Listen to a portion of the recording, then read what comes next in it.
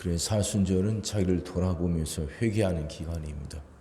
자신의 죄인 죄를 생각하는 거죠. 근데 성경은 분명히 말합니다. 하나님은 우리의 죄를 용서하셨다고. 죄를 용서하셨다 하는 말은 새롭게 시작할 수 있다는 겁니다. 죄에 매여 있지 말라는 거예요. 그것이 죄가 내 발목을 붙잡지 못하게 하라는 거죠. 하나님이 용서하셨으니까 우린 새롭게 시작할 수 있다는 거예요. 그 믿음 갖고 앞으로 나아가라는 거죠. 근데 그렇게 주님이 우리 죄를 용서하셨다는 건 그럼 우리가 모든 죄들 어떤 죄들 짓고 살아도 되는가? 그건 또 아닙니다. 그에 대한 말씀이 바로 오늘 우리가 읽은 미가라는 책이에요. 미가라는 거. 예언자는 그 남쪽 유다에서 활동했던 사람입니다. 그때 유다의 왕이 이제 요담, 아하스, 히스기야 이들이 왕으로 있을 때 활동했던 그 선지자, 예언자예요. 특히 요담하고 아하스 말하면 그 아하스는 히스기야 아버지인데 악한 왕이거든요. 그러니까 이 당시에는 아수르라는 큰 제국이 그 북쪽을 무너뜨리고 남쪽을 위협할 때예요. 그러니까 아수르 때문에 이스라엘 북쪽이나 남쪽이나 다 큰 어려움을 당할 때였습니다. 아수르가 쳐들어오니까 아람족하고 북쪽 이스라엘이 동맹을 맺어요. 아수르와 맞서 싸우겠다고. 그리고서 남쪽에 있는 아하스 왕에게도 너도 우리와 같이 동맹 맺자. 그래서 아수르와 싸우자 이런단 말이에요.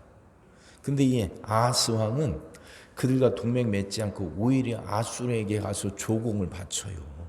아수르에게 조공을 바치고 이 연합국들 아람하고 이 아람의 시리아죠. 시리아와 북쪽 나라 그걸 에브라임이라고 그러잖아요. 시리아 에브라임으로부터 우리를 도와달라고 하는 거죠. 그러니까 아수르가 쳐들어와갖고 결국 그 동맹이 와해되고 북쪽이 무너지거든요. 근데 이제 그때 아하스가 아수르에 가고 조공을 바치면서 돌아올 때 아수르가 믿는 그 우상을 갖고 그대로 와요. 그리고 그 우상에게 제사 드리는 그 제단 모양을 그대로 본떠서 예루살렘 성전의 제단도 그렇게 만들어 버린다. 악한 왕이에요. 이렇게 죄가 관영할 때, 죄가 가득 찼을 때 활동했던 예언자가 바로 미가예요. 그러니까 미가가 하는 말은 뭐냐? 그러면 이런 상황 속에서 이렇게 죄악 때문에 그렇게 고통당하고 앞이 보이지 않는 상황 속에서 하나님은 어떤 분이신가? 그런 가운데서도 어떻게 살아가야 되는가? 믿는 사람은 어떻게 살아가야 되는가? 이 뭐예요? 이걸 갖고 씨름했던 사람이고 이거에 대한 해답을 주려고 했던 사람이 미가예요. 이해가 되시죠? 미가가 활동했던 때가. 죄악이 관영해요. 앞이 보이지 않고 깜깜해요. 그런 상황 속에서 하나님은 어떤 분이신가? 그리고 또 그 하나님을 믿는 사람들은 어떻게 살아가야 되는가? 이걸 갖고 씨름하고 그거에 대한 해답을 주려고 했던 사람 그게 미가라니까요. 미가는 말은 미가가 결과하는 말은 무엇이냐? 하나님이 어떤 상황 속에서도 하나님이 세상을 다스리셔요. 그러니 그리고 그 하나님은 우리의 죄를 용서하시고 우리가 다시 시작할 수 있도록 길을 열어주시는 분이니까 희망을 갖고 앞으로 나아가라고 말하는 겁니다. 그게 이제 오늘 본문이에요. 18절 보세요. 주와 같은 신이 어디 있으리까? 주께서는 죄악과 그 기업에 남은 자의 허물을 사유하시며 인애를 기뻐하심으로 진노를 오래 품지 아니하시나이다. 여기서 사유한다 하는 말은 사유한다는 말은 두 가지 의미예요. 그러니까 사하다 하고 넘어가다 하는 그 두 가지 뜻을 갖고 있습니다. 사하다 하나님이 우리의 죄를 용서하신다 그 말이에요. 그리고 넘어간다 하는 말은 하나님이 우리의 죄를 넘어가신다. 죄를 잊어버리신다, 망각하신다 그 뜻입니다. 그러니까 우리의 죄악과 기업에 남은 자의 허물을 사유하시며 하나님은 우리의 죄를 용서하시고 그걸 망각하신다 그 말이에요. 근데 여기서 하나 알아야 될 게 있습니다. 왜 그렇게 하나님이 우리의 죄를 용서하시고 잊어버리시는지, 망각하시는지 이유는 저거예요. 죄라는 것은 하나님과 가까이 할 수가 없기 때문이에요. 잘 들으셔야 돼요. 하나님은 그렇게 우리를 용서하시고 죄를 잊어버리시니까 우리는 어떤 죄든 마음껏 짓고 살고 살다가 하나님 용서해 주세요 이러면 된다는 말이 아니라 하나님 자신에겐 하나님은 그 죄가 하나님에게는 진리시니까 죄라는 것이 하나님께 가까이 갈 수가 없다는 거예요. 하나님은 그렇게 죄를 미워하셔요. 그래서 죄를 지은 사람들에게 그 죄를 버리게 하신단 말이에요. 죄로부터 떠날 수 있도록, 죄 지은 사람들이 죄를부터 떠날 수 있도록 하나님은 죄에 대해서 진노하시는 분이에요. 아시겠죠? 하나님은 진노를 오래 참지, 진노를 오래 품고 있는 분은 아니셔요. 근데 그 말은 다시 말하면 하나님은 죄에 대해서 진노하신단 말이에요. 그러니까 지금 하나님이 아수르를 통해서 북쪽 이스라엘이나 남쪽 유다나 그렇게 고통받게 하신 것, 아수르로 인해서 그들이 힘들어지게 한 것은 그들의 죄 때문이죠.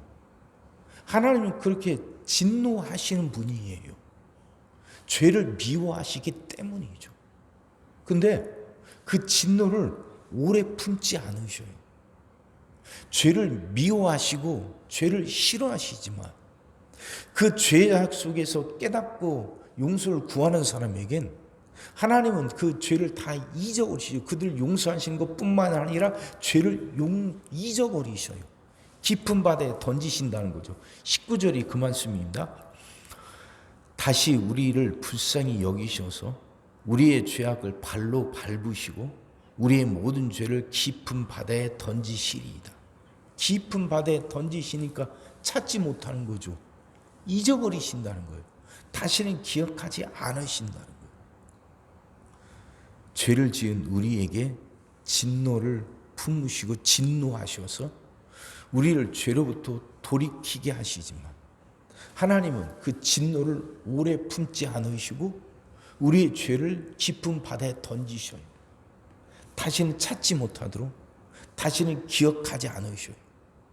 그래서 우리가 새롭게 다시 시작할 수 있도록 기회를 주시고 길을 열어주시는 분이다, 그 말입니다. 이 하나님을 만나라는 거죠. 그래서 그 하나님 앞에서 지은 죄를 돌이키고 다시는 죄를 기억하지 않으시는 하나님의 은혜로 우리 앞에 새로운 길이 열렸으니까 이제는 그 죄악으로부터 벗어나고 죄책감으로부터 벗어나서 이제는 희망을 갖고 새롭게 살아가라는 거예요. 그렇게 해서 아수르의 위협으로부터 벗어나고 더 복되게 살아가라고 말하는 거죠. 그게 미가서거든요. 이 미가가 우리에게도 오늘 똑같이 말씀하고 있는 거예요. 그래 우린 사순절 기간 동안 우리를 돌아봐요. 돌아보면서 우리의 죄를 깨달아야죠. 새롭게 시작한다고 하는 것은 지은 죄로부터 벗어나야만 가능한 거 아닙니까? 죄악에 여전히 발목 잡혀 있으면서 새롭게 시작할 수는 없죠. 그러니 자기를 돌아봐야 돼요. 자기에게 지은 죄가 무엇이고 자기에게 고쳐야 할 것이 무엇인지 돌아보고 깨달아야죠. 그러고 나면 하나님부터 용서를 구하고 그래서 그것을 고쳐서 그것으로부터 벗어나서 새롭게 시작하는 거죠. 사순절은 죄를 생각하고만 있어라 하는 기간이 아니에요. 사순절은 우리를 새롭게 갱신하는 기간이라니까요. 갱신하기 위해서는 자기의 잘못이 무엇인지 고쳐야 할 게 무엇인지를 알아야만 가능한 것이고 그 다음에 이제는 주님의 은혜로 그것을 고칠 수 있다는 걸 깨닫는 거죠. 그래서 이제 그것으로부터 벗어나야 되는 거예요. 자기가 지은 죄를 고씻고 죄악의 그 죄책감 때문에 고통받으라는 게 아니에요. 그걸로 자기를 고통을 주라는 게 아니에요. 이제는 벗어날 수 있다는 거죠. 고칠 수 있음을 믿으라는 거예요.